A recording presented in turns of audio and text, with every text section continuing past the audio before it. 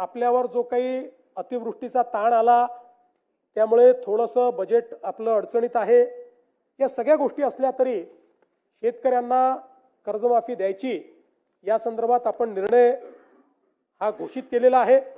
त्या संदर्भात एक समिती आपण तयार केली आहे की कुठल्याही परिस्थितीत कर्जमाफीचा फायदा हा शेतकऱ्याला झाला पाहिजे, तो बँकांना होऊ नये।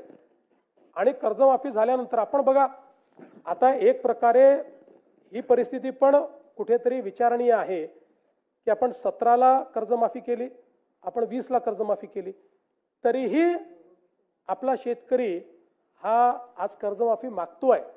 याचा अर्थ कुठेतरी आपल्या नियोजनात अडचण आहे, आपल्या कर्जमाफीतही आणि आपल्या एकूण शेतकऱ्याच्या परिस्थितीतही आहे।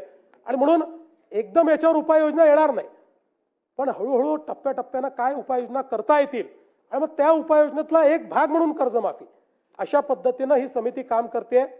आणि आपण ज्याप्रमाणे घोषित केला आहे की 1 जुलैपर्यंत आपण ही जी काही कर्जमाफीची आपली योजना काय असेल या योजनेच्या संदर्भातले सगळी घोषणा आपण त्या ठिकाणी करू, हे देखील या निमित्ताने या सभागृहाला मी सांगू इच्छितो।